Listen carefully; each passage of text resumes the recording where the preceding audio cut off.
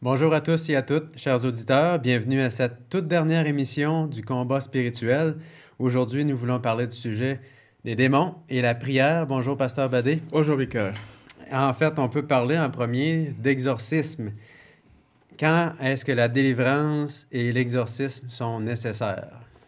Merci. Nous allons, pour certains, le mot exorcisme fait un peu Film? cliché ou film. Oui. On va se limiter peut-être à la délivrance parce Oui. que Jésus a eu beaucoup de cas de délivrance dans la Bible. Donc, nous allons donner quelques éléments qui peuvent être des signes indicateurs qu'on a besoin d'aider une personne à la délivrance ou on a besoin, ou une personne a besoin de délivrance. Oui. Par exemple, quand il y a le harcèlement prononcé, quand il y a l'oppression, et on voit que la personne commence à avoir des signes de doublement de personnalité. C'est vrai, c'est des symptômes qu'on retrouve dans les maladies mentales, mais la personne commence à avoir du refus par rapport aux objets religieux. La personne est très réactive violemment par rapport aux objets religieux. Quand la personne n'a plus l'appétit, la personne ne dort plus, la personne déchire tout ce qui est sacré, religieux, comme les cantiques, comme la Bible, une telle personne a besoin de délivrance. OK. Donc, ce sont certains symptômes qu'on voit rapidement. Est-ce que vous avez autre chose que vous pouvez mentionner, en fait, parce que comme on disait dans la mission précédente, des fois la ligne est mince entre les maladies mentales et la possession, donc... Oui, bon, il y a des signes que certaines communautés recherchent. Par exemple, ce qu'on appelle la prémonition, connaître des choses secrètes sur des personnes et, et avoir une force surnaturelle. C'est vrai que toutes ces choses peuvent arriver dans le cas de maladie mentale, mais Mhm. comme je l'ai dit, il faut faire la part des choses. Quand ces choses commencent à se signaler, euh, la délivrance est nécessaire. Et si ça continue, c'est que c'est une maladie mentale. Mais il faut mieux commencer par une maladie mentale et Mhm. demander au Seigneur Jésus, qui est omniscient, omnipotent et omniprésent, de séparer les choses dans la prière de discernement. OK. Comme vous l'aviez présenté justement dans l'émission précédente, de suivre ces étapes-là Mhm. et de, comme on dit, acculer le démon au pied C'est du ça, mur, que si c'est le cas, qu'il qu'il se soit manifeste. exposé Voilà. au Et nom de dans la Jésus. plupart des cas, il se manifeste. OK. Ouais. Et quel genre de phénomène on peut rencontrer lorsqu'il y a un démon, on va dire, présent dans la salle? On voit des choses parfois. J'ai vu des films par le passé, j'ai des images dans ma tête. Je ne sais pas si c'est vraiment ça la réalité. Vous avez de l'expérience. De quelle façon ça se produit? Euh, bon, dans la plupart des cas, ce que nous avons remarqué, c'est que la personne peut sentir une sensation de froid, la personne a très froid, la personne a très peur, la personne entend des bruits que vous n'entendez pas, elle voit des présences que vous ne voyez pas, la personne fuit certains endroits. Et souvent, quand les démons sont très puissants, vous-même qui êtes dans la salle, vous sentez. Il y a eu des séances de délivrance où les bancs de l'église bougeaient, les micros tombaient, la montre tombait. Donc, quand vous sentez ce genre de phénomène, ça, ce n'est pas une maladie mentale. Ce n'est Mhm. pas une maladie mentale. Et souvent, il y a euh, le changement de personnalité où vous entendez une voix masculine dans un corps féminin ou bien une voix féminine dans un corps masculin. Vous avez, par exemple, euh, euh, le parler de langues inconnues qui se manifestent. La personne commence à... J'ai eu un cas où, quand je me sentais seul, j'ai demandé qu'on appelle un de mes collègues, qui était un Espagnol, et le démon a commencé à parler en espagnol. Parce que OK. j'ai demandé à ce qu'on appelle un pasteur qui était espagnol, qui devait venir m'aider, et le démon a commencé à parler espagnol.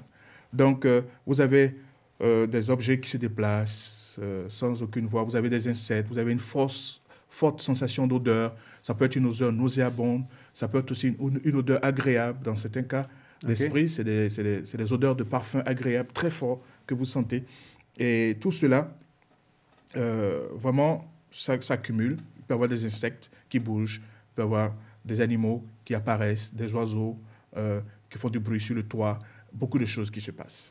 Donc, c'est pas quelque chose d'habituel lorsque ces phénomènes-là se produisent. Les gens se rendent compte qu'il y a quelque chose qui ne va pas Exactement. comme à l'habitude. Oui, on sent qu'il y a une force surnaturelle qui est présente. OK. En fait, on peut regarder justement, maintenant on a vu un peu les phénomènes, quelles caractéristiques certains démons peuvent avoir. Avez-vous des exemples à citer? Bon, alors quand vous êtes en présence de certains démons qui sont expressifs, qui sont bavards, vous pouvez voir que ces démons ont des émotions. Ces démons expriment des émotions. Et il y a des cas dans la Bible, ils vous disent qu'ils n'aiment pas ça. Ils te disent par exemple, ne lis pas tel verset. Ils te disent par exemple, ne prononce pas le nom du feu, parce que ce feu est préparé pour le détruire, lui et Satan.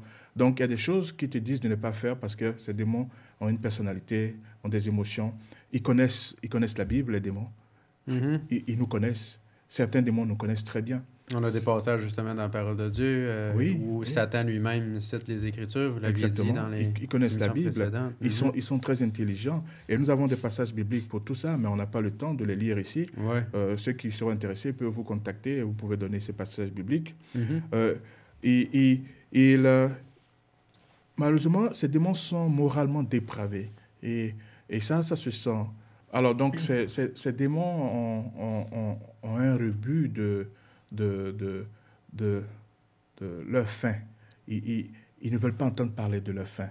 Donc, quand vous mentionnez la fin que la Bible leur réserve, ils réagissent tout juste. Ils réagissent. Et ça, c'est des signes très caractéristiques quand nous sommes en présence de démons souvent très forts et très, très personnels. Ils connaissent la parole de Dieu et ils y croient d'une certaine façon. Ils ont vu la fin, le feu qu'il est réservé pour Satan et ses anges. C'est ce qui est écrit dans la parole de Dieu. Donc, ils réagissent fort à ça. Ils réagissent surtout quand ce que vous dites vient de votre cœur et que vous y croyez. Les démons ne réagissent pas à notre parole. Ils réagissent à la parole de Dieu qui est dite avec foi. Amen. Okay. C'est ce qui fait que le démon réagit. Si vous dites la parole de Dieu sans foi, le démon ne réagira pas. Mais la parole de Dieu qui leur rappelle leur fait avec foi, ils réagissent à ça parce qu'ils savent que c'est vrai. Ils ont certainement des forces physiques aussi surnaturelles. Vous parliez qu'ils parlaient dans des langues inconnues. On a vu aussi le parler en langue dans l'émission précédente. Il y a d'autres aussi caractéristiques que vous pouvez nommer. Donc ces démons ont une force physique incroyable sur le corps humain. Et ils sont capables de causer des maladies mentales, des maladies de tout genre. Et ils peuvent même préférer un genre, soit le genre masculin ou le genre féminin. Et c'est vraiment un monde que seul le Créateur peut adresser. C'est pourquoi ceux qui font la délivrance doivent savoir que ce n'est pas eux. Ils ne sont que des instruments. Mais c'est le Seigneur Jésus qui connaît ces êtres déchus, qui les a vaincus au ciel, qui les a vaincus dans le désert, qui les a vaincus à Golgotha. C'est lui qui peut les vaincre. Et c'est en son nom que nous demandons à ces esprits de sortir des corps créés à l'image de Dieu, que le temple de cet esprit doit habiter. OK. Et est-ce qu'on peut regarder maintenant plus en détail les démons? En fait, quelles différentes fonctions les démons peuvent avoir? Oui, on a essayé dans différentes recherches d'identifier des noms fonctionnels des démons. Ça ne veut pas dire que ce démon s'appelle exactement selon son nom fonctionnel, mais on voit que de la manière Dieu donne des missions à ses anges. Hein. Par exemple, quand vous lisez Isaïe chapitre 6, les séraphins qui devaient, eux, être dans la cohorte céleste, dire Saint, Saint, Saint, Saint, avec 6 ailes, se couvrir la face, se couvrir les pieds et voler. Donc, ces anges sont des anges d'adoration. Les chérubins sont des anges de mission entre le ciel et la terre. Le chérubin Gabriel, comment il a envoyé des messages à Marie, il a envoyé des messages à Zacharie. Et nous voyons que selon ces fonctions, on peut voir un peu une symétrie dans le monde de Satan. Mais Satan va plus loin. Il usurpe certains droits et il singe ce que Dieu a. Donc, par exemple, vous avez des démons de la jalousie. Est-ce que Dieu n'a pas dit qu'il est un Dieu jaloux? Oui. Donc, il y a des démons de la jalousie. Mhm. Il y a des démons de la mauvaise volonté. Il y a des démons de la détresse, des démons de mensonge et de la tromperie, des démons de la perversion et de la distorsion ou du vertige. Il y a des démons du sommeil profond. Il y a Dieu a fait tomber un sommeil profond sur Adam pour pouvoir enlever sa côte. Oui, oui. Donc, il y a des démons de la lourdeur ou de l'évanouissement. Il y a des démons de la prostitution. Et même quand Dieu a utilisé cette image de prostituée dans Osée, aujourd'hui, Satan a usurpé cela. Et il y a des démons comme Marie-Madeleine qui était possédée de 7 démons qui ont rendu sa vie, qui ont fait de sa vie une vie de misère, au point que cette dame pouvait, en longueur de journée, laisser son corps être abusé par des hommes sans sentir. Donc, il y a des démons de la prostitution, il y a des démons d'impureté ou des démons du mutisme, causant la perte et la capacité de parler. Il y a des démons de la surdité, il y a des démons de la divination, comme dans Actes chapitre 16, cette jeune fille qui était possédée d'un esprit de Python, qui a su qui était Paul et qui a dit qu'ils sont les serviteurs du Très-Haut. Vous voyez? Même dans l'usurpation, ils disent la vérité. Ouais. Mais Paul a été très catégorique. Au nom de Jésus, il a fait taire cet esprit et il a délivré cette jeune fille de cet esprit de Python. Il y a des démons de la peur, et ça, c'est très répandu. Hein. Les gens qui voient des présences effrayantes, affreuses dans l'obscurité. Et il faut combattre ce démon de la peur. Je donne souvent un exercice aux gens. Je leur dis, allons en brousse, marchons dans la pleine nuit et commençons à chanter. Et demandons aux anges de Dieu de nous faire voir dans cette obscurité ces anges. Parce que pour la présence d'un démon, il y a 2 anges fidèles à Dieu. OK, c'est une bonne nouvelle. Oui, pour chaque démon présent, il y a 2 anges fidèles à Dieu. Amen. Donc, ils sont toujours en position de faiblesse. Donc, il faut demander à Dieu, ouvre mes yeux, comme Élisée a fait cette prière. Ouvre mes yeux. Et dans cette obscurité, faire cet exercice très souvent pour que la peur disparaisse, pour que ce démon de la peur nous laisse. Parce qu'ils étudient nos moments de peur et ils profitent souvent pour faire des attouchements et qui va continuer à la possession. Ils profitent de nos moments de faiblesse, comme vous le disiez auparavant. Il y a des démons de la méchanceté, de la fausseté, les démons de l'alcool, de la discorde, de l'ambition, du tabac, de l'égoïsme, de la passion, de l'illusion, des ténèbres, de l'hystérie, de l'hérésie. Tout ça, ce sont des maladies mentales. Mais les démons sont souvent à la base de ces maladies mentales. Nous avons des cas dans la Bible. Il y a les démons de la cupidité, de l'infirmité, de l'erreur, etc., etc. La colère, la luxure. Pour presque toute faiblesse qui existe, toute déviation, il y a un démon qui se plaît à faire de ça son cheval de bataille. Et lorsque les démons viennent, est-ce qu'ils viennent seuls? Ils ont tendance à venir en groupe? Comment est-ce qu'ils se déplacent? Comment ils s'attaquent? Certains pensent que les démons aiment travailler par groupe. Par groupe, quand vous avez par exemple un démon de la colère, il y a le démon de la vengeance qui vient. Vous voyez? Quand vous avez par exemple un démon de la cupidité, il y a le démon du mensonge qui vient. Donc, il y a des grands groupes.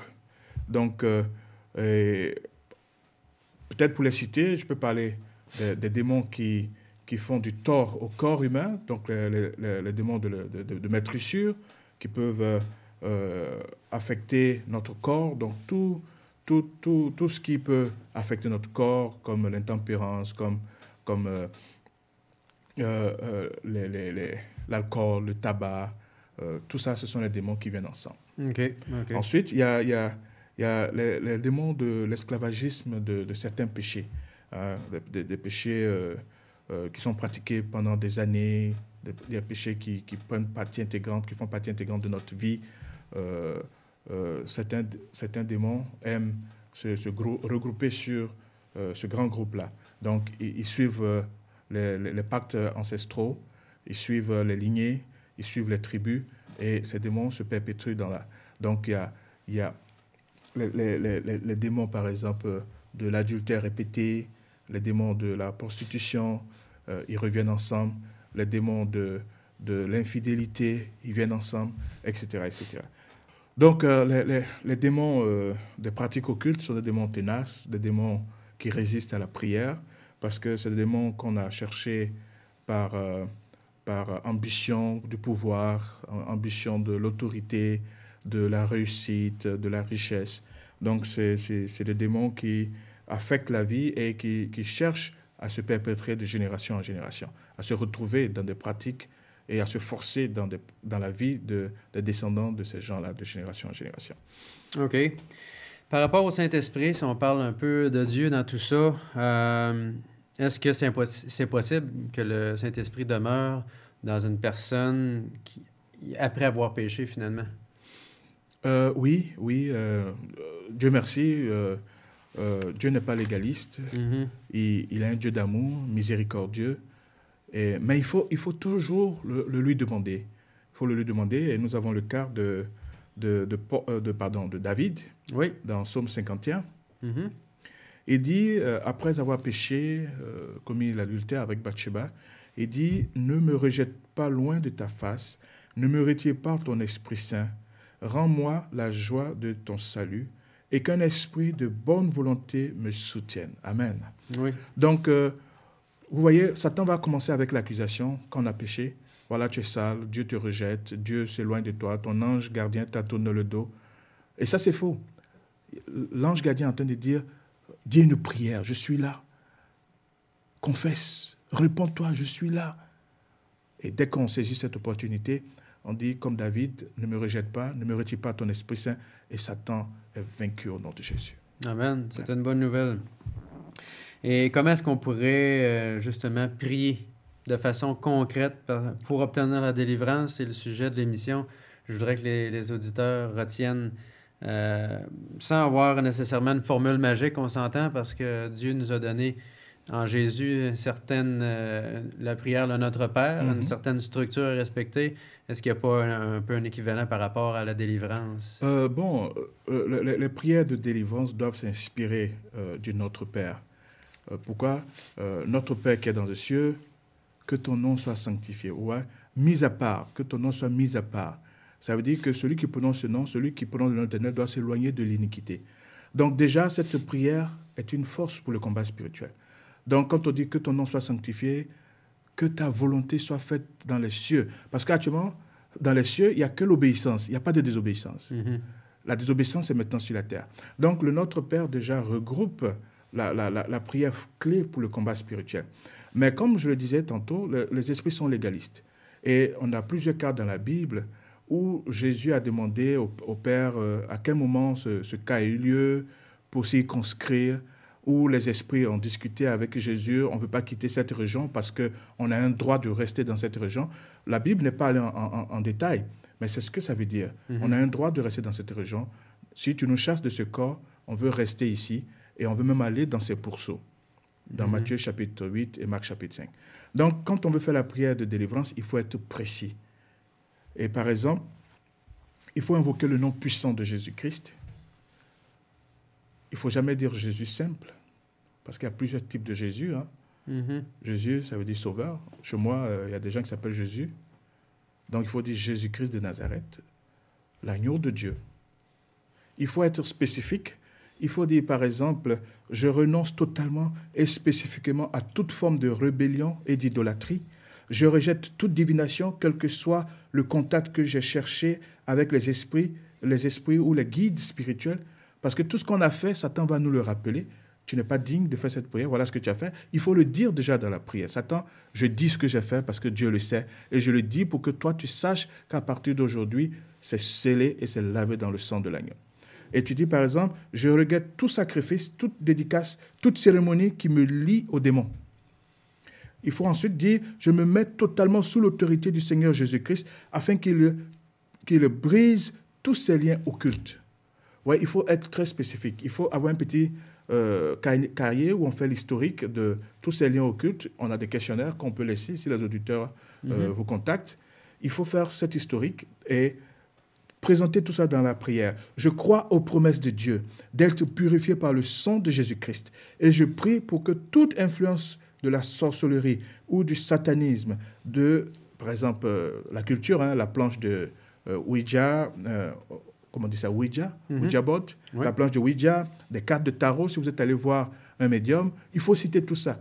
Je suis allé chez tel médium tel jour, je rejette tout ça et je me mets sous l'autorité de Jésus et non sous l'autorité de ce médium. Et tout lien que j'ai pu contacter là-bas, en présence, en regardant, en écoutant, en touchant, je demande au Seigneur Jésus de les laver dans le sang de l'agneau. J'imagine aussi qu'on peut prier, demander à Dieu qu'il nous révèle ces choses-là qui peuvent nous causer des problèmes. Si par mégarde, ça nous a quitté la mémoire, on n'y pense plus. Dieu veut nous les montrer, j'imagine. Quand on fait cette prière, les anges, de la manière Satan nous envoie des images pour nous exciter au péché, Dieu peut nous envoyer des images pour nous rappeler certaines scènes. Amen. Donc, il n'y a pas que la technologie qui a accès à notre subconscient. Dieu, le Créateur, et les démons ont accès au subconscient. Donc, quand on dit « Seigneur, rappelle-moi tout ce qui a causé un lien avec l'ennemi », Dieu nous rappelle ces images. Et j'ai eu plusieurs cas où Dieu a rappelé ces images. Donc, on dit par exemple « J'avoue et je renonce à tout avantage que j'ai pu gagner en trafiquant avec des démons. » Vous renoncez, vous dites « Tout ce que j'ai eu par avant, je le reconnais. » Comme Zaché a dit, si j'ai trompé, je vais rendre 4 fois. Il faut être prêt aussi à faire des sacrifices dans la prière. Il faut demander à Dieu de nous donner la force. Donc vous renoncez à tous les avantages que vous avez eus dans le passé et vous dites, Seigneur Jésus, libère ton feu et brûle les œuvres des ténèbres dans ma vie. Chasse, Seigneur Jésus-Christ, toute trace d'idolâtrie, de sorcellerie, d'occultisme, etc. Détruis les influences sur ma santé personnelle, la santé des membres de ma famille. Détruis leur influence dans mes finances, dans mes relations, et que ton Esprit Saint brûle en moi et me purifie de toute iniquité, de toute maladie, d'infirmité, de colère, de haine, d'échec, d'addiction et de mort subite. Et ensuite, maintenant, vous remerciez Dieu. Merci, Père, pour le pardon que j'ai reçu. Merci d'avoir chassé Satan et ses démons de ma vie. Merci de m'avoir libéré. Cette prière peut être une prière d'autodélivrance. Cette prière peut être aussi utilisée par des gens qui ont besoin de délivrance aussi. D'exercer un ministère de délivrance. Okay, Donc, si vous êtes seul, vous pouvez commencer cette prière. Et cette prière, déjà, peut tout de suite exposer l'ennemi qui est caché par divers vices dans votre vie. Et les esprits impurs n'aiment pas ce genre de précision dans la prière. Merci d'avoir donné ta victoire. Merci de m'avoir délivré de Satan et des démons. Et merci d'être maintenant une nouvelle créature en toi. Voilà une prière. C'est un modèle. Vous pouvez juste prendre ces paroles et y mettre vos propres mots qui correspondent à votre réalité. Et l'Esprit de Dieu sera fidèle pour vous venir en aide et vous délivrer au nom de Jésus-Christ. Une courte histoire en terminant de délivrance? Oui, je veux raconter une histoire brièvement qui m'a donné beaucoup de joie de la puissance de délivrance de Jésus-Christ. Et c'est l'histoire d'une famille polygame. Où 2 femmes sont mariées à un monsieur et les enfants de la deuxième sont très brillants. Les enfants de la première femme ne réussissent pas à l'école. Et la première femme jalouse lance un sort aux 2 jumeaux de la deuxième femme. Et ces jumeaux qui étaient très brillants à l'école, dès qu'ils rentrent dans une salle de classe, ils ont des migraines, des céphalées, ils ont des marteaux sur la tête et ils ont commencé à aller loin des salles de classe au point qu'ils ont même fui la ville. Et ils se retrouvaient dans les cimetières, comme l'histoire du démoniaque dans les sépulcres. Et ça allait très mal pour ces enfants quand un de nos laïcs a rencontré cette famille et on lui a parlé de ses enfants parce qu'ils étaient au courant de notre ministère de délivrance. Et on nous a envoyé ces 2 jeunes et qui étaient vraiment dans un état de dégradation physique et spirituelle. Okay. Nous avons prié au nom de Jésus, nous avons jeûné, nous avons demandé au Seigneur Jésus de manifester sa puissance et d'annuler le sort on a dit le nom de la dame, le sort que la dame a mis, et de restaurer l'intelligence de ses enfants, de leur redonner la vision de l'école. Et quand nous avons prié ainsi, les anges de Dieu ont délivré ces enfants ont repris l'école, et il y a une qui est devenue sage-femme, et la dame est devenue sage-femme, et le garçon a pu finir son diplôme professionnel. Et vraiment, nous avons béni le nom de Dieu pour cette délivrance qu'il a opérée. À cause de la jalousie, à cause d'un envoûtement, ces enfants ont été possédés de mauvais esprits et leur vie était détruite.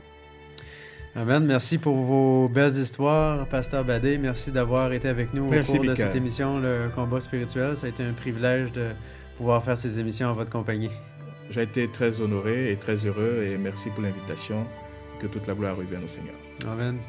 Merci à vous aussi, chers auditeurs, d'avoir suivi toutes ces émissions.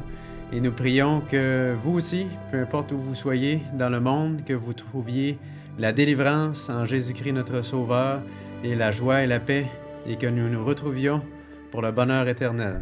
Merci.